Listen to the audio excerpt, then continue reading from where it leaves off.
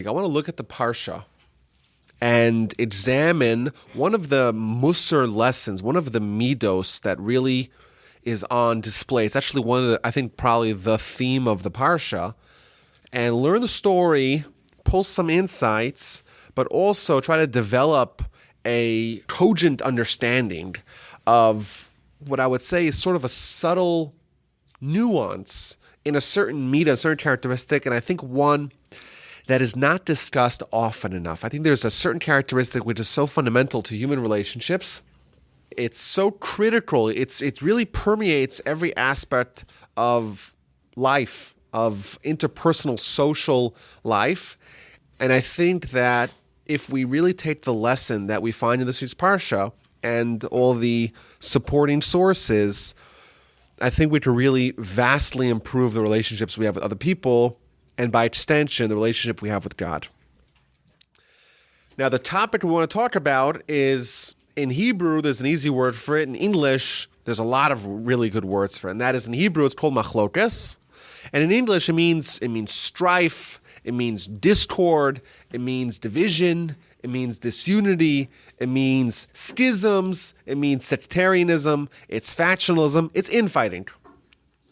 And this parsha is always presented as the parsha where we learn the lessons about how to have a fight, how to have an argument, and how not to have a fight, how not to have an argument. It's only natural that, we know all people are different and they think differently, and they have, of course, disagreements. And you have that in a family, and you have it in a marriage, and you have it in a business relationship, you have it in organizations, and that's fixed.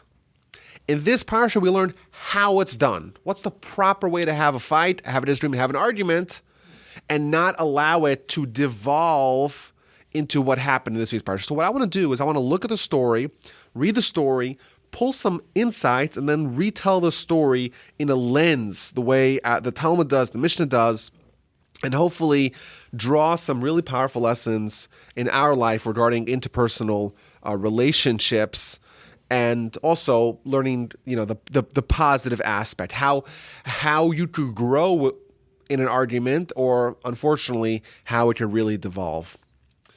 So the name of the parsha is Korach, and Korach is the antagonist of the story, and he is Moshe's first cousin. Their fathers are brothers. Korach's father is Yitzhar, Moshe's father is Amram. They are both the sons of Kehas. And he begins a rebellion and insurrection against Moshe, against Aaron, and essentially against God. And essentially the bulk of the parsha is telling the story of the rebellion. What was the give and take, the back and forth? They had a showdown, and Korach and his followers and his cohorts and his co-conspirators died in a really horrific way. And then there was further recriminations, there was further proofs that Moshe was indeed sent by God, and the parsha ends with other laws about the laws of a Kohen, but that's the bulk of the parsha. And right away from the beginning, Rashi kind of opens up the discussion by presenting to us the internals of what drove Korach to go and mount a rebellion against Moshe and by extension against God. It actually tells us that there was nominations. And we know, we've seen this throughout the book of Numbers, that there was heads of tribes, and there were various leaders of tribes, and various heads of families. And the family of Kehas, which is the family of one of the three sons of Levi, they had to have a leader. And Moshe went to God and said, what's the leader of the family of Kehas? And God told Moshe, the leader is going to be Elitzaphan ben Uziel. Kehas had four sons. One of them was Uziel, the youngest son. The oldest one was Amram, which is Moshe's father, and Miriam's father, and Aaron's father. And then Korach, who was also a grandson of Kehas, he felt that he should be the one who was nominated to be the leader. And his argument was, Amram, the oldest son of Kehas, two of his sons took very prime leadership roles amongst the people. Moshe was the king, so to speak, of the people. Aaron was the Kohen Gadol, the high priest, the highest spiritual office in the nation. And then, well, I'm the oldest son of the next son of Kehas, i.e. Yitzhar, and therefore if there's another role, another leadership role, another position to dole out, well, it should come to me. Instead, Moshe chose the youngest son of Kehas, his son, i.e. Uziel's son, which is Elitzaphan. He's going to be the head of the family of Kehas. And he felt it was unfair. So what Rashi really does for us, really benefits us in our understanding of the strife that would ensue, is Rashi is able to clear away, and of course Rashi gets from the Talmud, the Midrash, but to clear away any misunderstanding that we may have as to the core roots of the strife. The core roots of the strife is envy. Korach was envious of the fact that his younger cousin got an office that he felt he deserved. And on top of that envy, he developed everything, all his arguments and all his polemics, and that really was the engine that drove his insurrection. Now, what did he do? It's really amazing what he did. He gathered with him a cadre of malcontents. He took with him 250 firstborns. Now, you remember a couple of weeks ago in the Parsha, we read about the fact that the firstborns, they were initially designated to work in the tabernacle, but the Almighty decided, thanks to their participation in several sins, that the Levites are going to take their place. So there were 22,000 and change firstborn and 22,000 and change Levites, and they swapped positions. And all the Levites became the ones who were in charge of the work in the temple, and the firstborns, well, they lost it. So these 250 men, they were also disappointed with some of the nominations of Moshe, and therefore they also joined this rebellion. Again, they were motivated by envy. And the rebellion says, they tell Moshe, we don't believe that God sent you. You made this up on your own. You're a fraud. You're an imposter. You're a charlatan. And along with them, they had Dasam and Aviram. These were serial disruptors. These were people that were always looking to rebel against Moshe in whatever way possible, always ready to complain. And an additional character is On, the son of Pelas. A different individual. We'll see more about him in a little bit. So what did they do? How did they position their insurrection? They came to Moshe, and they brought a garment that's entirely covered in blue wool, or blue dye, tchelas. And we know, at the end of last week's parasha, we read that if you have a four-corner garment, there's a mitzvah, an obligation, to place upon it tzitzis, which is strings, and several of those strings are dyed in special wool, special color, special dye called tcheles. And Korach and his cohorts, they came to Moshe with a garment that's entirely blue. And they took the entire garment and they dunked it into the dye. But they didn't put tzitzis on it. And they asked Moshe, does this garment need tzitzis? And Moshe said to them, of course. Of course this garment needs tzitzis. And they started laughing at Moshe. How is it possible? If you have one tiny blue string added to the corners of the tzitzis, well, that's enough. If the whole garment itself is covered, is dyed in that same color, well, of course it should be fine. And then they asked Moshe another question. Suppose you had a home that is entirely full of Torah scrolls. Would such a home need a mezuzah? And Moshe said it doesn't matter what the contents of the home are. Every home needs a mezuzah.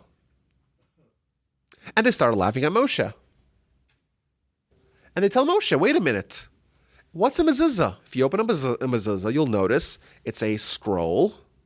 In it, it has sections from Deuteronomy. the first and the second paragraph of the Shema. So this is essentially a few sentences out of the Torah. Well, if you have piles and piles of Torah scrolls all over the house, it doesn't make sense that you shouldn't be good.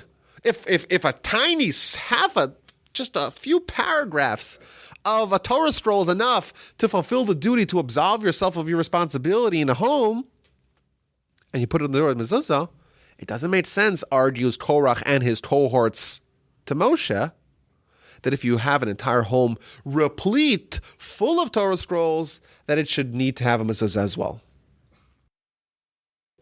Now, the question is, what does this in any way have to do with our problem? They want to question Moshe's legitimacy, Moshe's veracity, Moshe's claim to be a prophet, to be acting as per the instruction of God. And they come to Moshe and they say to him all these bizarre hypothetical questions of a home that's full of Torah scrolls, a house that's full of a garment that's entirely covered in wool. What's really going on here? So my grandfather of blessed memory, he offered a magnificent theory to explain how this related to their whole argument. Remember, they're coming to question Moshe as the leader of the people. They say, Moshe, you're a fraud. God did not speak to you. You acted on your own. You tried to coalesce all the power to your family. You knew I was a threat, so you gave the power elsewhere. That's what they're telling Moshe. What does this have to do with a garment that's entirely covered with blue and a house that's full of Torah scrolls? It doesn't seem to connect. So my grandfather explained a fantastic insight into what Korach is arguing over here. Korach is telling them, his philosophy that he's trying to convey here is that we have ideas that we're trying to convey with mitzvos, and there's the ideal way of doing it, and then there's the suboptimal way of doing it. Ideally, for example, we should have a home. What should be in the home? Should you have furniture? No. Should you have chairs and couches and kitchen? No. It should be full of Torah scrolls. Ideally, right? That would be ideal. It's just that's not very practical. So therefore, the Torah said, well, at least have one section of the Torah scroll placed upon your door. That's what that was his philosophy. That is the minimum requirement needed to absolve your responsibility, to fulfill your responsibility. Similarly, with tzitzis. Ideally, we know the Talmud tells us the power of this color of blue, this blue would remind people of God. Ideally, you should have everything. Every garment should be all blue. That would be ideal. It's just the Torah recognizes, well, it's very expensive to find this animal that you create the dye with, and it's not practical to have everything blue. So the Torah says, well, at least put a minimum of one string of blue. But ideally, you should have everything blue and you should have a house full of Torah. Says Korach, his argument is, well, if you have it in an idealized version, if you actually have a garment that's totally blue or a house that's totally full of Torah scrolls, then you don't need to have the less than ideal version, i.e., you don't need to have strings and you don't have mezuzah on your door. That's what Korach is arguing. And he's using this idea to extend towards the people, towards the nation, towards what an idealized nation is. Says Korach by extension, ideally, you should have a nation that's entirely righteous. Everyone's a prophet. Everyone's great. It's just that's not possible. That's not practical. So therefore, you have room and you have one string or one mezuzah. You have one leader, and he should be the leader of the people. But says Korach, our nation, we're the exception. We're the nation, the entire people heard God at Sinai, the entire nation is all righteous. Well, therefore, so to speak, proverbially, we're a nation that's entirely blue. We're like that garment that's entirely blue. We're like that home that's entirely full of Torah scrolls. Well, therefore, we don't need you. We don't need that string. We don't need you as the leader because you in the leader are akin to that one strain or to the one mezuzah. And therefore, that's only when it's not an idealized version. But our nation, and like the verse says, the entire nation, we're all holy. The verse in verse 3 here, that gathered together against Moshe and against Aaron and said to them, is it too much for you? For the entire assembly, all of them, are holy and Hashem is among them. Why do you exalt yourself over the congregation of Hashem? Why? You're no more better than us. We only need you when the entire nation is not holy. I.e., if you have a garment that there's no blue in it, you need to have a minimum of one string. But when the entire nation is holy, you're redundant. And what he's trying to do with his philosophy, this outlook, is to invalidate the need, as they say in French, the raison d'être of Moshe. We don't need Moshe. Moshe is only when it's not ideal. When it is ideal, like our nation, we don't need Moshe. You're redundant. You're a fraud. We don't need you in our people. Korach is saying Moshe is corrupt, and I'm going to expose him. And he managed to get a following. There wasn't a big following. 250 men, leaders of the people, plus Dasam Navir, 2 more, plus On Ben Pelas, plus Korach. We're talking about a total of 254 people. It's not a huge rebellion.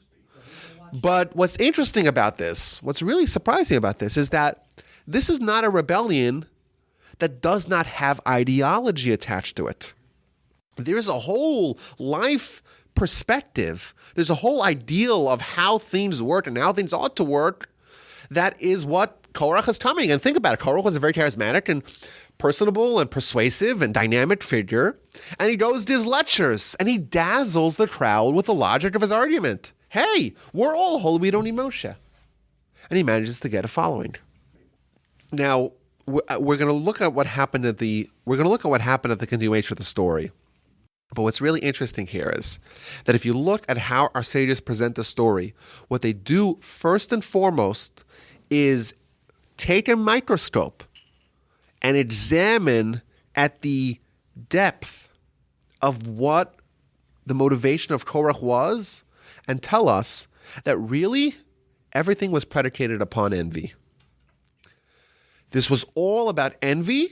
And up on top of this envy, he built this whole intellectual, theological edifice to say, well, look at this whole very fancy footwork to say that Moshe is redundant. And what do we see? We see from this the depths that people will descend logically and intellectually based upon envy. The envy here clouded their mind. And all the people that followed him, they were also inspired by this because it amounted to them seizing power as well. And that, I think, is maybe the first lesson here. The first lesson is, perhaps, of this analysis of the story, the first lesson is that many times, if you ask Korach, if you stopped him for a second and you froze him and said to him, why are you fighting with Moshe? He would say, what do you mean? I'm a hero. I'm fighting for truth. Look at my argument. He wasn't even aware that what was really motivating was plain vanilla envy. He was jealous the fact that he was passed over. He felt like he was stiffed. And a lot of times, I think in our arguments, we're so convinced of the ideological and philosophical and intellectual perspective, what we don't realize is that that was not developed out of pursuit of truth. That was a way to bolster my bad midos that kickstarted everything. Really, all I want is to have power. And I'll do anything that it takes to get it, even if it means coming up with cockamamie theories about how really the Torah works and how mitzvos work and how the Jewish community ought to look like. And I think this is a little bit terrifying.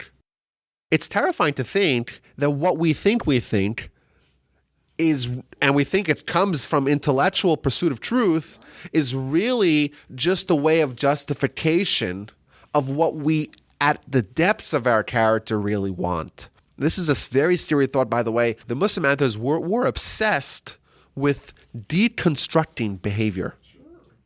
And what we see here, when Korach's behavior is deconstructed, what we see is a huge fanciful ideology, but the foundation of it all is just envy. And I think that's a very powerful lesson for us in analyzing our conflicts that we have with other people, to say, okay, what is really at the root of it? What's really motivating? What's the engine that really drives the argument? And if it's bad midos, we know that it's probably something to walk away from. I want to look at Moshe's behavior, because you see how Moshe interacts. Remember, someone is coming to call into question Moshe's legitimacy. That's a heavy swipe. Someone is saying, Moshe, you're a fraud. And look how Moshe responds. I want to pull a few examples. So what is the first thing Moshe does? Moshe tells him, okay, you want to say that you're really the boss. I'm a fraud. Everything I said, all the appointments that I made, that was all fake. And these 250 people, they all want to become a Kohen Gadol themselves. And Aaron's not real. You know what? We'll have a shootout.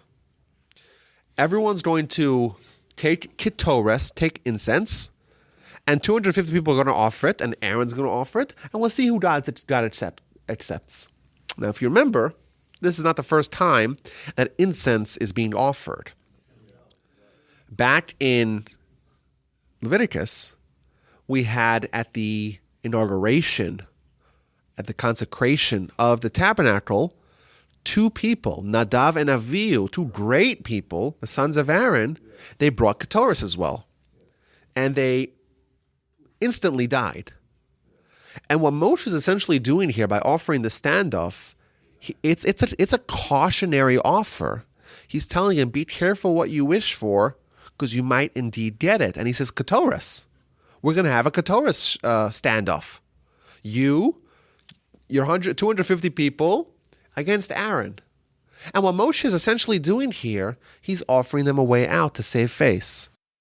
They should have said, I don't want to go down that road. I remember it happened last time someone offered ketores and he wasn't in the right. They died. I don't want to die. And what Moshe is essentially doing, he's assuming that they're going to get scared off. What Moshe wants to do is end this amicably, end this peaceably, and say, let's have ketores battle. They'll say, no way, and then the insurrection will die. Yeah. Unfortunately, it doesn't. So what happens next? Moshe speaks to Korach again and says, hear now, offspring of Levi. And in Hebrew, Shimuna, he says, please listen to me. Moshe speaks softly. Normally, when you have a heated debate, you start calling names, and you start questioning someone's. You start belittling someone, and Moshe does the exact opposite. He starts to accord them even more honor than they deserve. He starts speaking to them softly. And what does he do? He reminds them. He starts to appease them. He says, well, you're Levites. Levites, you are special. The Almighty separated you, designated you for distinction. And therefore, don't think that you have nothing. No, you are worth something. Instead of trying to denigrate them, Moshe tries to show them that no, you're uplifted. You're powerful. You have a place of prominence amongst the people. And continuously, so if you want to look at it inside, in verse 12 of chapter 16, he goes over to Dasan and Aviram. These are the two masterminds, along with Korach, of this rebellion. And he says to them, let's talk it over. Let's find a way to reconcile this. And they say to him, we're not coming to talk to you. You took us out of Egypt. We'd rather be there. They're incredibly chutzpahdik to Moshe. So Moshe summons them. They don't come out. God threatens to kill them. Moshe tries to defend them. And then, as a last-ditch effort, in verse 25, Moshe himself goes to Dasan and Aviram and tries to talk to them, and they don't bite. And we know the end of the story was that the 250 people died. A fire came and consumed them. Korach and his family and all the people that conspired with him, they were swallowed up by this miraculous sinkhole.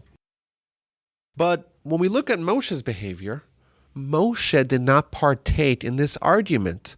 Moshe did not cause strife. It was a one-sided argument. And if you actually look at the Mishnah, there's a Mishnah in the chapters of the Fathers that talks about machlokas, talks about division and strife and disagreement, and it puts machlokas into two categories. There's the good kind, there's the bad kind. The good kind is like Hillel and Shammai, and the houses of Hillel and Shammai. We'll get to that in a little bit. What's the bad kind? What's the bad kind of machlokas? This is in chapter 5 of the chapters of the Fathers, towards the end, 17, 18, depends on which version, because the Mishnah numbers are not fixed. Different editions have different numbers. What is the kind of machlokas that is the bad kind of machlokas? It says Korach and Adasso. Korach and his cadre and his group and his minions. Well, if there's an argument, there's two sides. There's Korach and Moshe, Korach and God, Korach and Aaron. But here it says Korach and his people. What this means is that this was really a one-sided argument. Moshe was not fighting back. And indeed, we see that what's really proper, what Moshe did, was to try to deflect the argument. Now, there's a really scary Rashi, quotes from the Talmud.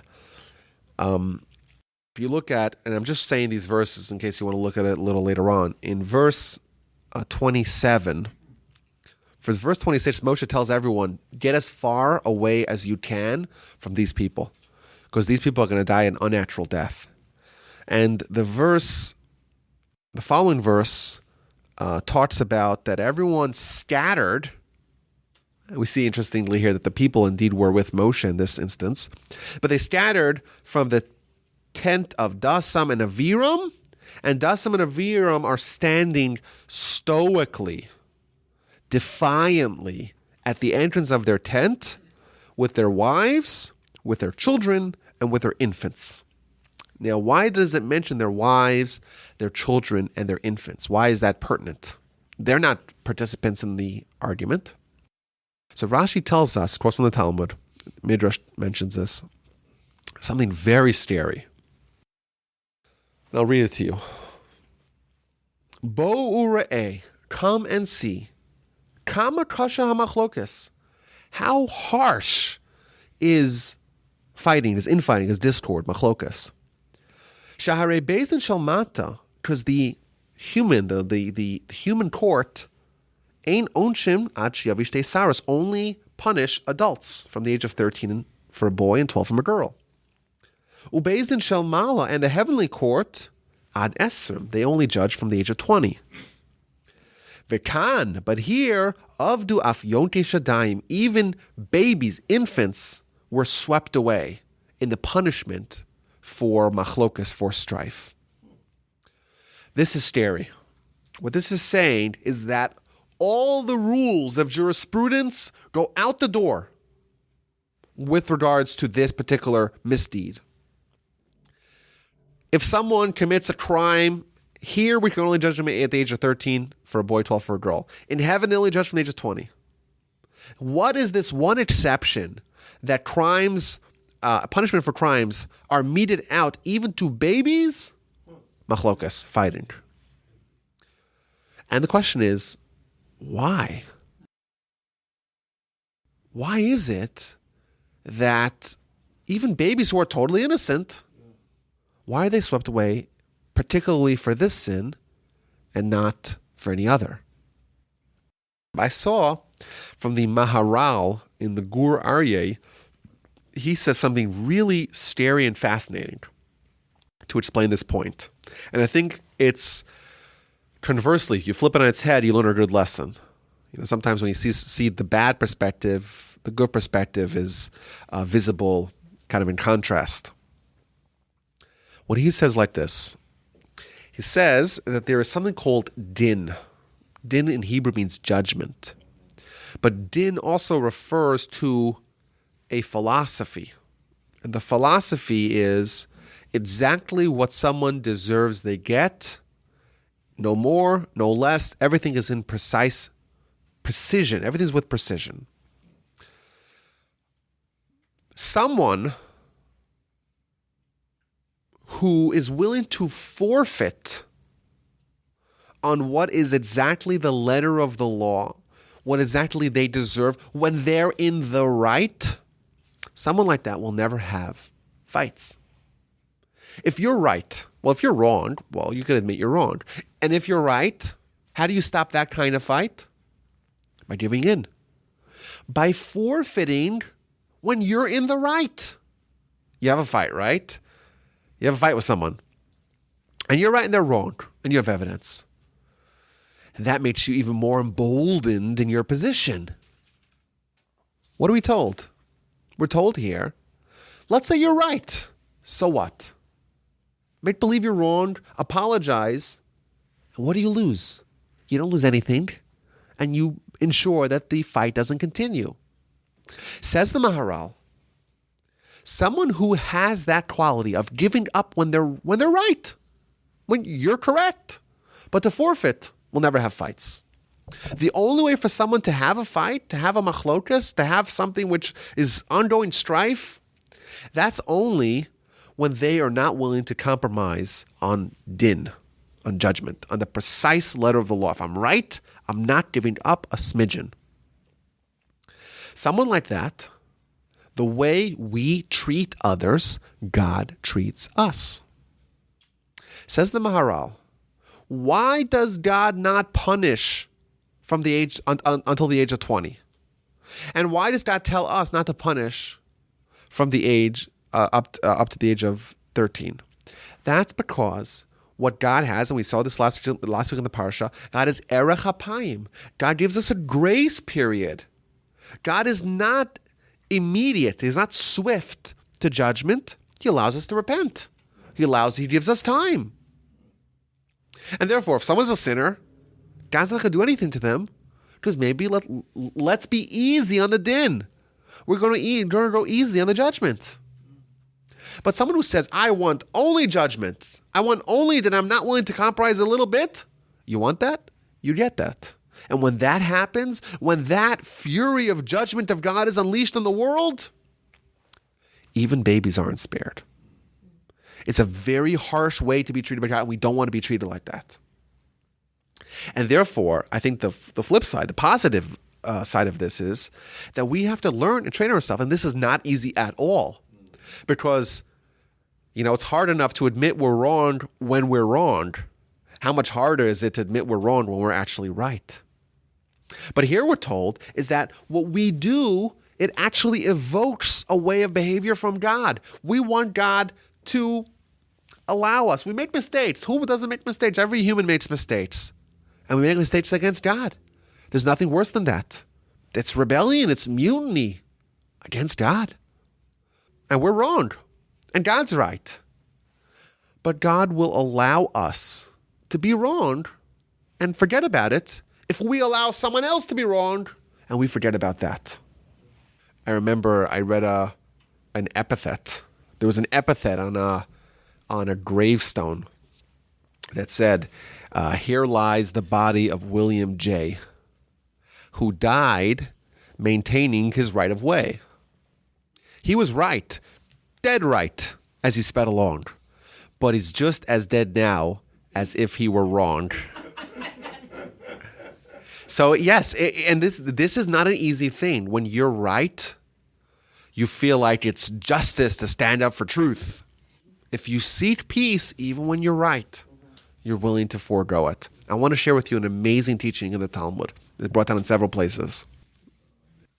The Talmud says, "Hane'elavim ve'enam olvim, shomin charpasim ve'enam ashivim." Someone who gets ashamed, someone gets embarrassed and doesn't embarrass back. Shomim charpasim, hears them being denigrated. Ve'enam ashivim, doesn't respond. Here's other people making fun of him and keeps quiet. Aleim akrasav omer, regarding these people, the verse says, Ve'ohavav kitseis hashemesh b'gvuraso. And those that love God are like the mighty sun, which is a way of saying, these are people who merit olam haba. It's no big deal well, maybe it is a big deal. It is a big deal to admit that you're wrong when you're actually wrong. There's a midah characteristic called modal emes, to admit the truth when you're wrong. Like Judah, for example, exemplified that. In fact, his name is that, Yehuda, which means to be moded, to admit. But it's even more special. It's from a different world, from Olam Haba, where someone agrees to admit they're wrong when they're right. To hear your shame, to someone embarrass you, not fight back, that is a midah from a different world. And if someone has that characteristic, they are assured that God will treat them in kind. God will treat them quite literally with kindness. They won't have the attribute of din, and they won't indeed participate in any conflicts of this sort, any machlokas. Now, there's a fascinating Talmud regarding On ben Pelas, because if you read the beginning of the story and you read the end of the story, you find that there's one character at the beginning of the story who actually disappears from the conclusion of the story. The very first verse in the parsha talks about a fellow by the name of On. First name is On, ben Pelas, the son of Pelas. And he's part of this insurrection against Moshe. He's part of the rebellion. And at the end of the parsha, when we see how it all plays out, he's nowhere to be found. What happened to him? So the Talmud says that his wife saved him. And his wife told him, well, let's make a calculation. Here you have Korach, and you have Moshe. Moshe is the king, and you're a plebe. You're no special. And you're fighting for Korach. You want Korach to be the king. Well, what's going to be when Korach's the king? You'll also be a plebe. You also won't be any special. What's the difference if this guy's the king or that guy's the king? Either way, you have nothing to bet, nothing to gain. So just stay out of it. So he tells his wife, but wait a minute, I promised them I'll join. So she says, I have a solution. She gives him to drink. He drinks some wine, goes to sleep. She takes off her hair covering, and she sits at the entrance of the tent. So all the people come to On's tent. Come on, On, we need you here. It's time for the big expo against Moshe. We need you. And they walk into his tent. They peek in. They see his wife. They're not dressed modestly. They run out. And, of course, eventually they forget about On. And by the time he wakes up from his sleep, everyone's already dead, and she saved him. That's the story. And this story is always used to show that sometimes it's a good idea to listen to your wife.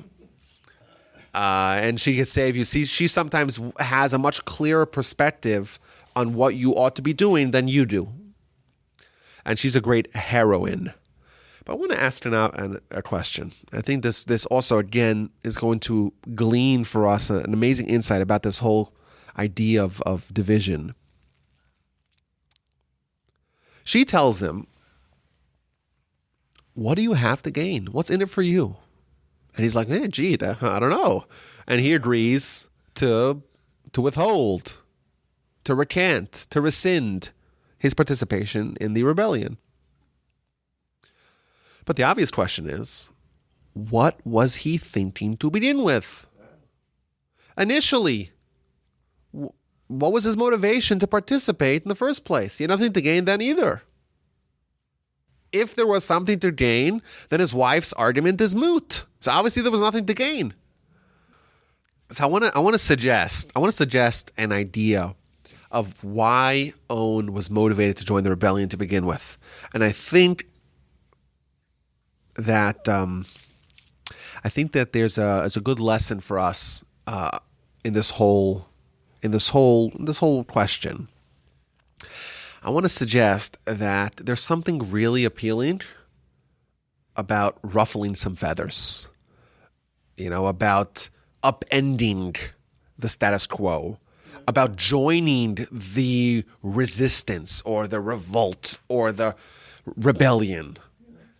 Whether or not you think about it, whether or not it's logical, it's kind of like, and we'll talk about politics in a little bit, it's kind of like politics, the side that says no and the side that the party that's in the opposition, they seem appealing after a while because people are disappointed with the present, not because the opposition's policies are any better, but because they just don't like the way things are, and they always want to say, let's just do the opposite. So I want to suggest that even though On did not have a horse in the race, he had no skin in the game, he had nothing to benefit from joining, there's a certain kind of mentality that people have that it gets excited. You kind of get motivated to just join whether or not you have anything to gain from it. The fact that there is a rebellion and there's a revolt and you don't even know what it's about, your Yetzer Hara says, join. And it presents this urge to join, even though it's not about achieving any goal or any logical end to it. It's part of what the Yetzer Hara says. If there's a fight, you should join. Whether or not it makes sense, it's right, it's moral, it's decent, or it's good. On, he wasn't thinking, what do I have to gain initially? He's like, oh, there's a fight against Moshe, let me join. And his wife, she was kind of removed, and she says, wait a minute, let's do the math. What's there to gain? Nothing? Get in the back, get something to drink, go to sleep. With regards to politics, I think there's been kind of an uptick in political tribalism. You know what happened a couple of days ago, really tragic, that there's this individual with political motivations coming to try to kill politicians in a baseball game. And you think about how heinous that is and how sad that the political discourse and the political rhetoric could result in something so depraved and so tragic.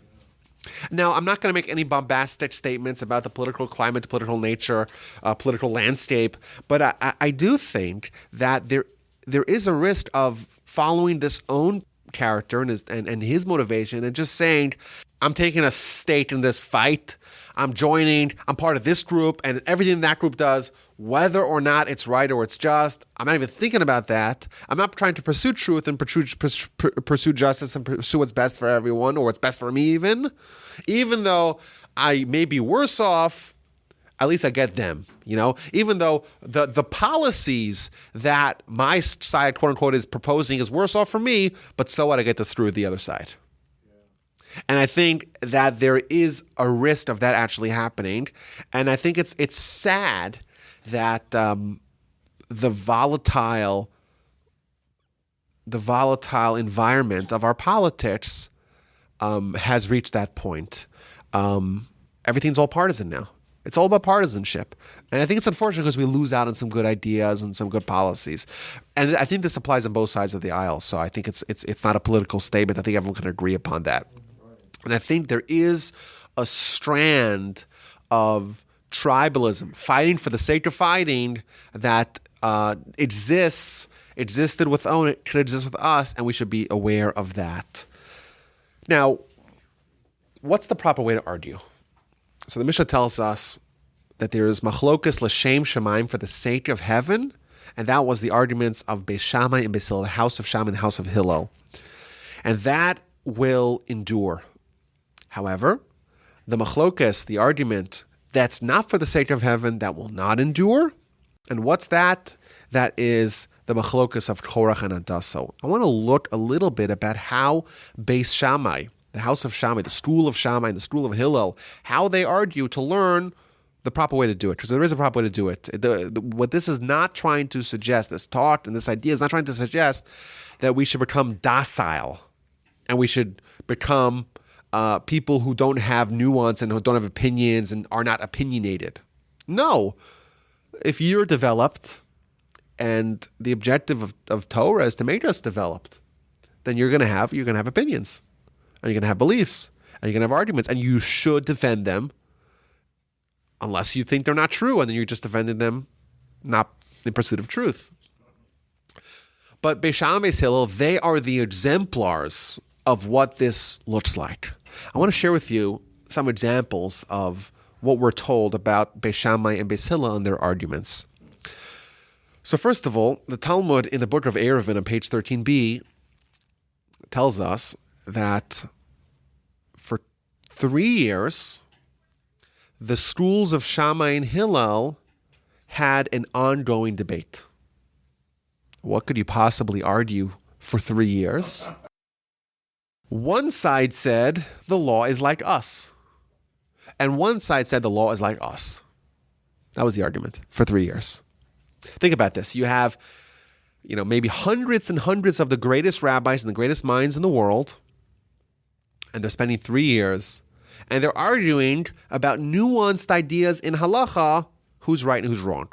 Clearly, these are not people that are willing to just sit down and forfeit a good fight. And when they're convinced they're right, they don't give up. Why should they? What was the resolution? After 3 years, they heard a prophetic voice announce, Elu ve'elu divrei Elokim Chaim. These, Beis Shammai, these, Beis Hillel, are both the words of the living God. They're both Torah. However, the halacha to Beis Hillel, halacha follows Beis Hillel. So what this shows us, first of all, that the proper argument is not to just lay down and give up. It's to fight it out. And if you believe you're right, you should continue fighting. That's number one.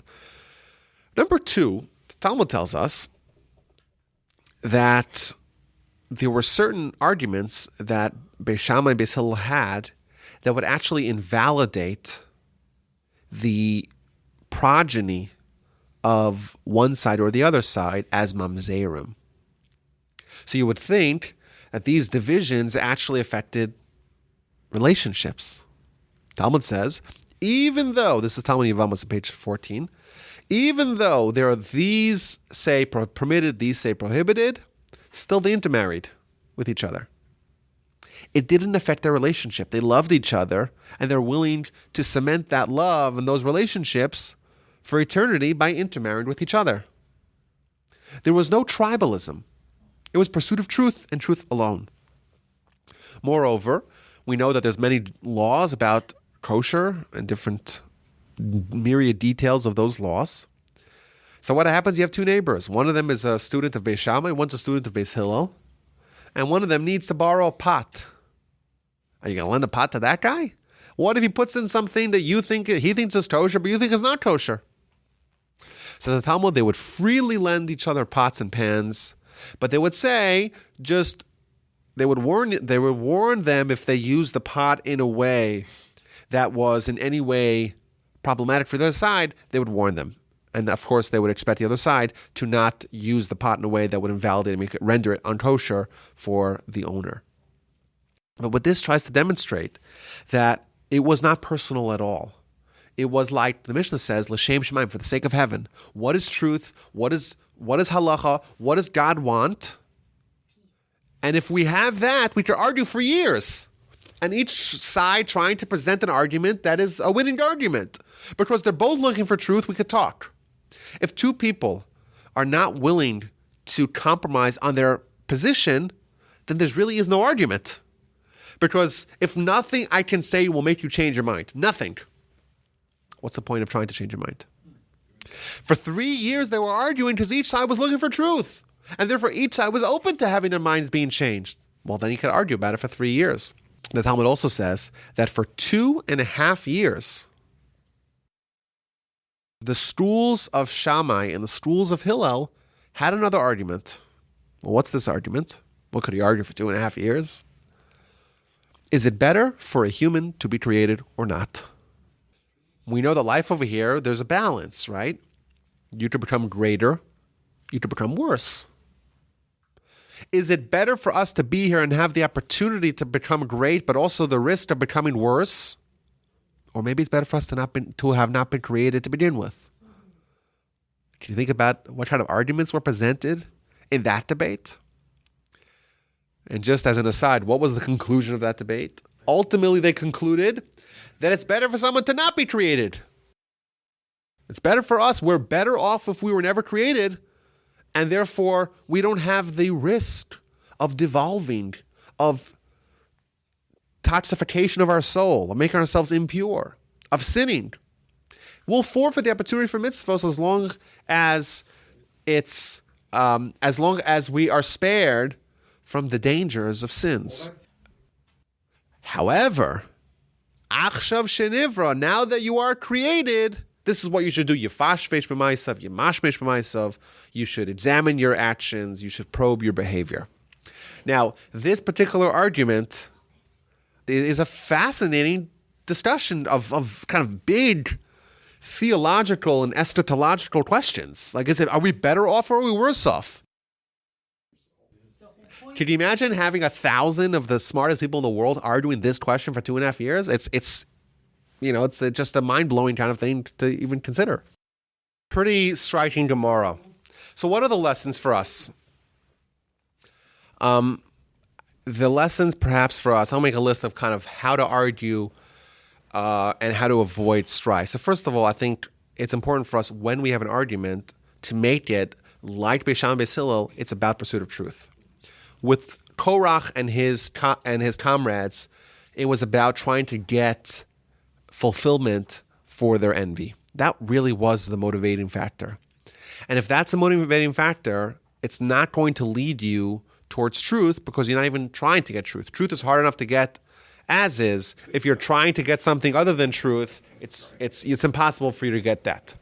So how do you try to make your arguments that it's trying to achieve truth? Well, you have to consider the other side. You have to entertain the smallest of possibilities that you may be wrong. And if you're not willing to do that, walk away, because that's just going to bring strife. Of course, when you have an argument with someone, you have to respect the other side. You have to even honor them. Talmud says that Beis Shammai and Beis Hillel, whenever they would mention a machlokes, they would first say the opinion of the other side, and only then would they introduce their opinion. They gave so much prominence to the other side and so much honor to them. Moreover, arguments we have to consider the fact that what we are trying to do in our side and our position may indeed be motivated by bad character, by bad midos, by malice, by envy. Further, it's imperative upon us to make a distinction between our opponent and our opponent's position. You may argue with Beis Shammai, Beis Hillel, but it doesn't mean that you can't be good neighbors and good friends and intermarry and everything like that. It's okay to have an argument. But the argument, because it's an argument that you're really both, in essence, agreeing, you both want truth, well, you're not really arguing about the result, you're arguing about the way to get the result, and therefore you really are united in objective. If you're united in objective, of course, you could be good friends and good, and you both want the same thing. It's just you're arguing how to get the same thing. Once you figure out how to get it, what's best for everyone, you'll follow that. That attitude, I think, is critical. But of course, it does not mean to compromise on your position. If you're right and you're convinced you're right, not because of bad midos, because that's what seems more true to you, fight it out and clarify. If you're wrong, it's okay to walk away from that. That's a great characteristic to do that. And lastly, what if you indeed are right? You may be right. You may be 1,000% right. And still what might be appropriate for you to do to preserve peace and preserve unity, especially in family matters or marriages, you're right. She's wrong. You're right. He's wrong. So what? What's more important than that? Isn't your relationship? Isn't peace? Isn't that even more important than that? If someone can admit that they're wrong and someone could swallow their pride and swallow their shame, they're acting from a different world, and therefore they merit to access that other world. And perhaps one more lesson, and that is we have to try to learn the skill of deconstructing our behavior. We may think we know why we do what we do, and we may be right for the most part. But our sages, when they looked at Korach's behavior, they modularize the motivating factors, and very quickly, once you know what's actually motivating some behavior, it's very easy to see if it's good behavior, if it's bad behavior, and indeed, if it is bad, how to fix it. That's the objective, and hopefully we can learn the lessons from Korach to make sure we have more peaceful lives, more harmonious relationships, and we avoid the terrible fate that befell Korach and his co-conspirators, and we achieve greatness together in unity.